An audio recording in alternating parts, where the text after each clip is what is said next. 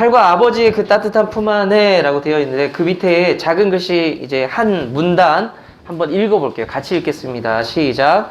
이제까지 여러분은 창조를 통하여 예수님께서 행하신 일들을 통하여 하나님께서 여러분들을 향한 마음을 알게 되었습니다. 그러나 기억해야 할 사실은 이러한 지식이 당신의 삶을 변화시키지 못한다는 것입니다. 우리가 여기까지요. 우리가 지난 1과 때부터 내용을 쭉 보면 하나님이 세상을 만드신 것과 그리고 예수님의 태어나심, 그 예수님의 행하심들을 쭉 살펴봤는데요. 제가 여기서 예수님의 행하심을 봤다라고 했는데 예수님의 행하심이 어떤 것들이 있었을까요? 여러분들 기억나세요? 단순하게 보셔야 돼요. 이 땅에 오신 것부터가 시작이에요. 예수님께서 육신을 입고 이 땅에 오셨고요. 그리고 십자가에 달리셨고요. 그리고 십자가에서 달린 것에서 끝났을까요? PPT 계속 넘겨주세요. 그리고 부활하셨죠. 자, 부활하셨어요. 제가 이 부분을 온라인으로 영상으로 말씀드리면서 강조한 게 있어요.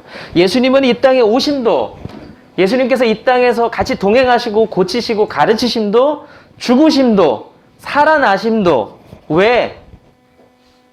왜라고 그랬어요? 나 때문에, 우리 때문이라는 말씀을 드렸어요. 예수님의 모든 일들이 다 우리 때문이다라는 것들을 나누었습니다. 그런데 제가 이렇게 설교를 하든 강의를 하든 하면서 이 지식이 여러분들의 삶을 변화시켜 줄 수가 없어요. 왜 그럴까요? 이게 나 때문이다. 나로 인한 것이다. 주님 나를 사랑해서 그런 것이다 라는 것이 받아들여져야 내 삶에 변화가 나타나는데 교회를 10년을 다니면 얼마나 많은 복음에 대한 이야기를 들었겠어요. 근데 안 변해요. 왜냐하면 나랑 상관이 없어요. 그게 그냥 성경에 나오는 이야기입니다. 안 바뀌어요. 내 삶이. 대한민국 교회에서 한때 얼마나 유행처럼, 저는 그걸 나쁘다고 생각 안 하고 좋은 점이 훨씬 많다고 생각하는데, 수많은 성경 공부와 제자 훈련과 수많은 트레이닝들이 있었어요. 제자 훈련들 뭐 그런 것들이 있었는데 그것을 통해서 변화되지 않는 사람들은 왜 그런 거예요? 그것을 지식으로만 받아들인 거예요. 그냥 이런 게 있네, 재밌네, 여기서 끝난 겁니다. 안 바뀌죠. 물론 하나님의 말씀이 우리를 변화시키는 건 맞아요. 그 지식이 우리를 변화시키시죠. 하나님의 놀라운 영적인 지식들이. 하지만 그 지식이 내게 오지 않으면 내 삶은 전혀 변화되지 않는다. 어떠세요? 공감하시는 분들 있으시죠? 5년을 신앙생활 했는데 10년을 신앙생활 했는데 내가 하나도 안 바뀌어. 그럼 생각해 봐야 돼요. 설교가 그냥 내게는 강연이었어요. 하나님 말씀이 아니라 그냥 지식이었어요. 안 바뀌죠. 끝까지 안 바뀔 수 있어요. 무서운 말이에요. 아주.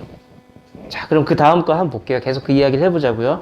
그 밑에 문단 계속 읽어볼게요. 시작. 만일 여러분 자신이 길을 잃어버려 목마르고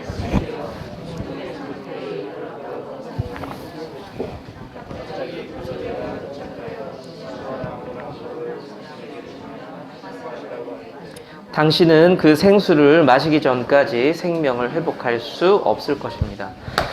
어떤 상황인지 아시겠죠? 목말라서 죽을 것 같은 상황에서 구조대원이 와서 물을 내밉니다. 여러분들 지식으로는 알고 있어요. 뭐를요? 저걸 마시면 내가 기력이 회복되는 걸 알고 있습니다. 알고만 있어요. 그럼 어떻게 돼요? 죽는 거예요. 어떻게 해야 됩니까? 그러면 그걸 받아서 마셔야 됩니다. 내 것이 돼야 돼요. 하나님 말씀도 똑같죠. 알아요. 예수님 믿어야 된대요. 영생이 있대요. 생명이 있대요. 알아요. 근데 아멘이 안 돼요. 내가 믿어지지가 않아요. 그러면 죄송하지만 그것이 내 생명이 될 수가 없다는 겁니다. 목회자가 앞에서 위로의 말만 할 수는 없잖아요. 그건 분명한 사실이에요. 자, 성경은 우리에게 이렇게 메시지를 주면서 지금 그 부담을 주고 있는 거예요. 네가 진짜 믿을 거냐 말 거냐. 그냥 글자만 보면서 그런 게 있구나라고 하고 끝낼 거냐, 아니면 그것이 내게 생명이 될 거냐, 내게 삶의 이유가 될 거냐, 그것에 대해서 성경은 분명히 부담을 준다는 겁니다. 자, 1번 한번 볼게요. 그 내용이 바로 구원에 대한 메시지인데 첫 번째가 1번 같이 읽습니다. 시작. 당신은 어떻게 해야 구원의 선물을. 자, 구원이라는 것이 인간의 아주 깊은 고민이고 갈망이었죠. 고민과 갈망이 사실은 있었습니다. 그래서 예수님께 찾아온 사람들도 있었고 깊은 고민 속에서 말씀을 보던 사람들도 분명히 있었습니다. 그런데 구원을 얻기 위한 방법이 뭘까요? 첫 번째 제가 이런 표현을 썼어요. 이동하라. 교재에 보이시죠? 이동하라. 이걸 다른 말로 바꾸면 좀 움직여라 라는 거예요. 움직여라. 근데 그거를 성경에서는 회개라는 표현을 씁니다. 회개라고 합니다. 회개라고. 자, 밑에 사도행전 3장 19절 말씀을 여러분들이 한번 읽어보세요. 자, 시작.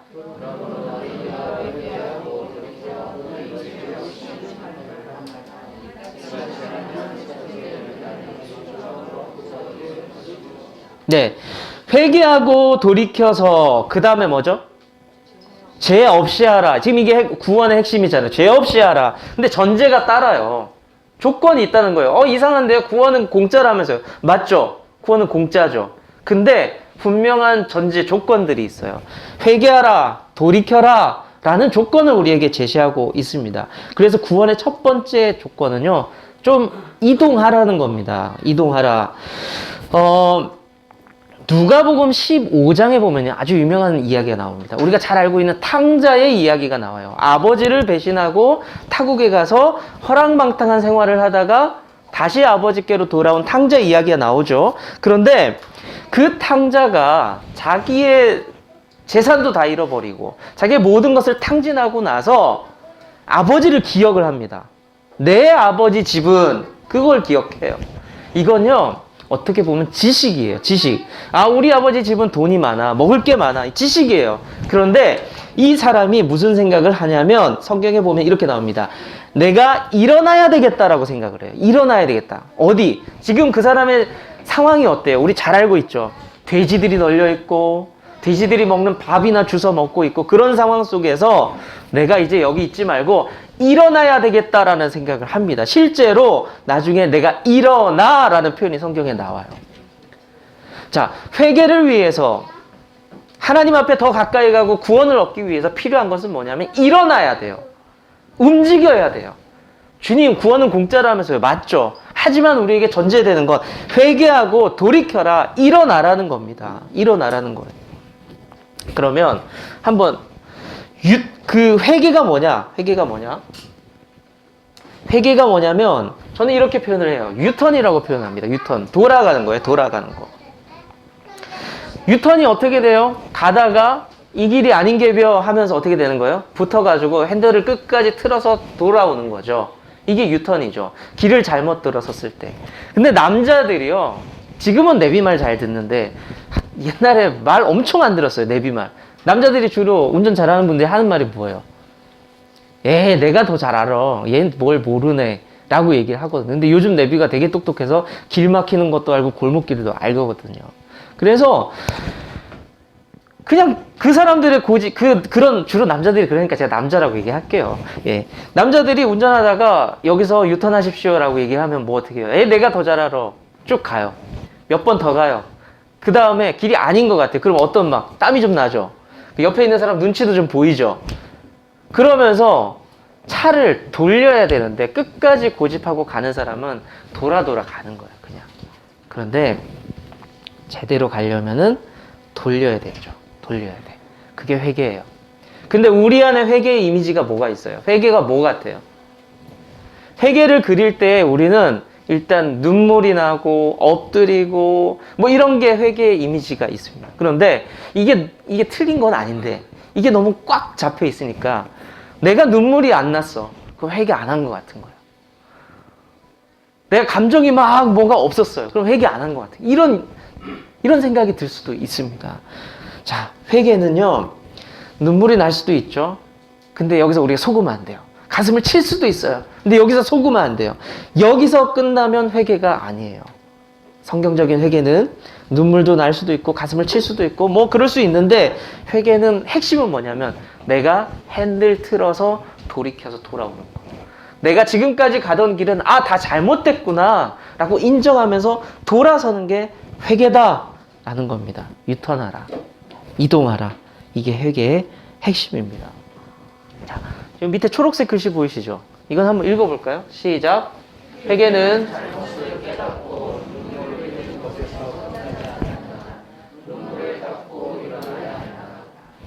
일어나야 돼요. 눈물 흘리는 것에서 끝나는 게 아니에요. 진짜 효자들은 뭐예요? 효녀들은 뭐예요? 엄마 잘못해서 울은 다음에 끝나는 거예요. 그 다음에 뭐 해야 돼요? 잘 사는, 뭐라고? 네, 그래. 행동을 고쳐야 돼요. 그게 효자고 효녀예요. 맨날 와서 울기만 하는 건 아니에요. 바뀌어야 돼요. 바뀌어야 돼요. 그래서 첫 번째 구원의 비법, 이동하라. 우리 삶이 바뀌어야 돼요. 자, 두 번째는 뭐죠? 제가 이렇게 표현을 했습니다. 방향을 좀 정확히 하자는 거예요. 정확히. 자, 이동을 하는 건 중요해요. 근데 잘 가야죠. 유턴하라 그랬는데 유턴을 해야 되는데 만약에 김정인 집사님, 박기백 집사님 같이 가는데 부부가 김정인 집사님 길 잘 알아요. 여보 유턴해요? 그래? 유턴 차선 붙은 다음에 박기백 집사님 좌회전해요. 그럼 어떻게 해요? 등짝 스매싱 날아가요? 내 말 좀 들으라고. 정확하게 가야 돼요. 정확하게. 대충 그럴듯한 걸로 가면 안 돼요. 우리 그리스도인들이 교회 다니는 사람들이 대충 그럴듯하게 가는 게 뭔지 아세요? 그냥 그럴듯하게 교회만 다니는 거. 그럴듯하게 예배 참석해요. 그럴듯하게 헌금도 대충 해요. 그럴듯하게 목사랑 막 친한 것 같아요. 근데 아니에요. 그게 핵심은 아니에요. 방향을 정확히 해야 돼요. 방향을 정확히. 어떻게 해야 되느냐? 요한복음 1장 12절을 볼게요. 요한복음 1장 12절. 자, 같이 읽습니다. 시작.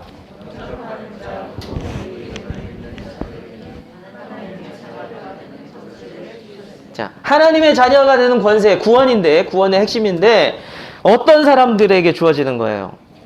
영접해야 돼요. 어떤 거를, 그 이름을 영접해야 돼요. 뭘 믿으래요? 그 이름을 믿으래요. 방향이 분명하죠. 영접도 해야 돼요. 믿어야 돼요. 근데 그 이름을 방향을 성경은 정확하게 잘 믿어야 된다라고 이야기를 합니다. 인생 잘 돌이켜야 돼요. 막 어떤 잘 살아가던 사람이 와 인생 대박을 위해서 내가 이제 비트코인을 해봐야 되겠다 할 수도 있죠. 했어요. 근데 요즘 너무 살벌해. 주식을 해야 되겠다. 근데 이것도 아닌 것 같아. 난 이제 그냥 연금을 할래. 나 보험을 할래. 막 돌아요. 그러다가 이거 아무 의미가 없구나. 나 이제 그냥 수양이나 하면서 살아야 되겠다. 이게 계속 사람이 방향이 바뀔 수 있어요. 제가 뭐가 좋고 나쁨을 얘기하는 게 아니에요. 이리 갔다 저리 갔다 할 수 있어요. 근데 그 중심에 올바른 방향이 없으면 계속 바뀌는 거예요. 제가 이거는 업계 비밀인데요. 개척교회들의 실수들 중에 하나가 뭔지 아세요? 이게 꼭 실수는 아닌데 많이 실수하는 게 뭐냐면 프로그램을 너무 많이 갖다 들이부어요. 야 이게 좋대. 이거 해요. 6개월. 야 이거 뭐 효과가 없는 것 같아. 야 또 딴 거 갖다가 6개월 해요. 막 이렇게 5년 10년을 하는 거예요. 그러니까 무슨 일이 생길까요? 한번 짐작해 보세요. 성도님들이 지쳐요. 맨날 프로그램 코스는 바뀌고 있고. 그러니까 인생도 똑같아요. 다 우리 처음이잖아요. 10대 처음이고 20대 처음이고 30대 처음이고 다 낯설고 힘들고 방법은 다양한데 뭐냐? 핵심은 중심은 똑바로 잡고 가자. 신앙생활 똑같아요. 여러 모습으로 사역할 수 있고 교회를 섬길 수 있고 주님을 섬길 수 있죠. 하지만 중심은 내가 예수 그리스도를 향한 믿음은 분명히 있어야 된다. 그게 본질이고 핵심이다. 그게 구원의 기본이라는 겁니다. 자, 두 가지 나눴죠? 잘 돌아라. 움직여야 된다. 두 번째는 정확하게 돌자. 이게 구원의 핵심이다 라는 말씀을 드렸습니다. 자, 누가복음 15장의 탕자 이야기를 한 번 더 보면요. 탕자가 깨달았어요. 내가 잘못했다라는 걸 깨닫게 됩니다. 일어나야지 생각을 했어요. 그래서 일어났어요. 근데 정확하게 탕자는 자기가 가야 될 곳을 알았습니다. 누가복음 15장 20절의 말씀을 보면 이렇게 기록이 되어 있어요. 이에 일어나서 아버지께로 갔다라고 기록이 되어 있어요. 방향이 정확하지 않으면 우리는 또 헤맬 수가 있다는 겁니다. 자, 그러면 제가 그 이름을 믿어야 된다라고 했는데 믿는다는 게 뭐냐? 믿음의 정의를 한번 밑에 사전적 정의를 한번 볼게요. 제가 사전에서 찾았더니 이런 표현들이 있더라고요. 사전적 정의 1번 뭐라고 되어 있죠? 읽어보세요. 시작. 사실이나 말을 그리 될 것이라 여기는 것. 그러니까 내가 너한테 이렇게 그러니까 승우승민이한테 제가 오늘 점심 때는 간짜장 먹자 얘기했을 때 승우승민이가 좋아요 아빠라고 이게 믿음으로 받아들일 때 어떤 마음이에요? 속으로 뻥치시네 이럴까요? 아니에요. 오늘 점심은 간짜장이야. 이런 확신이 드는 너희들은 믿느냐? 그래? 믿는 대로 행해 될 거야. 넌 집에서 엄마랑 밥 먹어라 그래. 자, 어찌됐든 간에 우리가 무슨 말을 했을 때 그대로 될 것이라고 신뢰하는 게 믿음이에요. 주님의 말씀을 성경을 읽을 때 그리 될 것을 믿습니다라고 받아들이는 게 믿음이에요. 자, 두 번째 볼게요. 두 번째 정의. 시작. 사람에게 또는 대상에게 의지하고 그것을 향한 기대를 갖는 것. 똑같아요. 기독교의 믿음이 별반 다르지 않아요. 하나님 말씀 그대로 될 것을 믿는 것. 두 번째는 기대고 의지하는 거라면서요. 내가 어렵고 힘들 때 그분 앞에 기대고 엎드리고 의지하는 게 믿음이라는 겁니다. 자, 그 믿음이 있느냐? 우리에게. 제가 자주 언급하는 믿음의 비유. 아이들이 놀다가 꼭 유독 작은 아이들이 그 소파 위에 그 위에 등받이라 그러냐? 거기에 위험하게 많이 올라가죠. 그 올라갔다가 아빠가 집에 돌아오면 애들이 펄쩍 뛰는 경우가 있어요. 이렇게 딱 뛸 때가 있어요. 그 아이는 무슨 생각으로 뛰어요? 재밌다. 탈락! 아빠가 왔을 때 딱 뛰는 이유는요, 아빠가 받아줄 거예요. 나는 반가움도 맞죠. 딱 뛰었을 때 내가 저 밑에 떨어져서 아이고 어디 하나 부러지겠구나 그 생각 없어요. 아빠가 나를 받아줄 거야 라는 생각이 있단 말이에요. 그러니까 그게 믿음이에요. 내 삶 가운데서 다른 상황과 현실에 묶이는 게 아니라 아버지 되시는 그분이 날 받아줄 거야 라는 그게 믿음이라는 겁니다. 자, 우리 영상 예배 드릴 때 아담과 하와의 최초의 범죄 혹은 다른 식으로 표현하면 큰 실수를 했죠. 그때 아담과 하와가 어떻게 하는 게 맞다고 그랬어요? 그게 어떻게 하는 게 믿음이라고 그랬어요? 죄를 다 얘기하는 거. 왜냐하면 아버지 되신 하나님이 용서해 주실 거기 때문에. 그게 믿음이라는 거예요. 죄를 안 짓는 거는 귀한 거예요. 그런데 죄 짓고 나서 아버지를 향한 믿음이 발동하면 무엇가 생겨야 돼요? 말할 수 있어야 돼요. 아버지 앞에. 어머니 앞에 말할 수 있어야 돼요.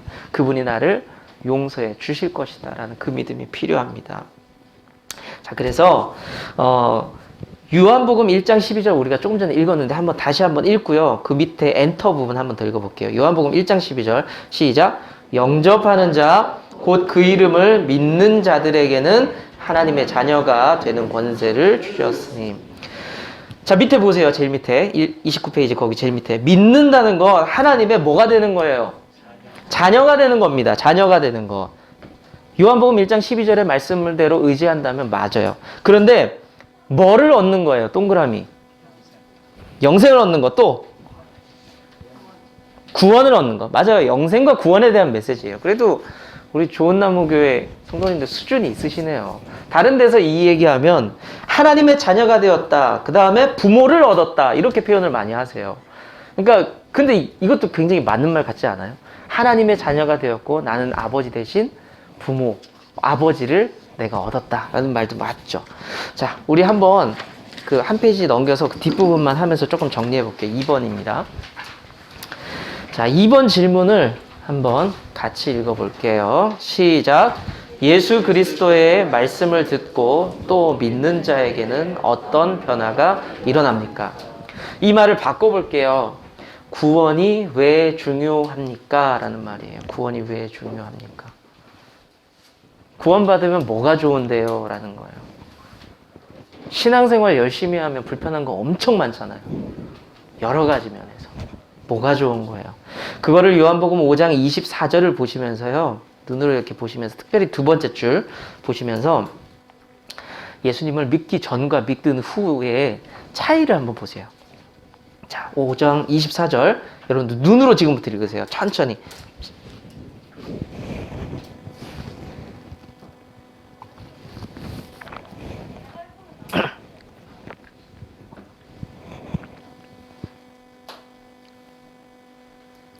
예수님을 믿기 전에는 어떤 상태예요? 여기에서 혹시 찾아본다면. 죽음, 사망. 네. 사망의 상태예요. 그러면 예수님을 믿고 나서는요? 생명, 영생 이렇게 나왔죠.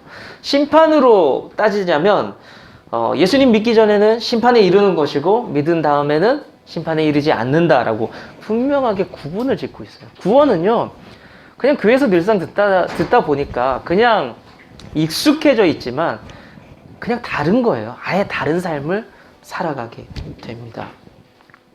그래서 여러분들에게 좀 도전하고 싶은 게 있어요. 질문하고 싶은 게 있습니다. 저와 여러분의 상태가 어떤 것 같아요? 이제 좀 말씀을 좀 맺을게요.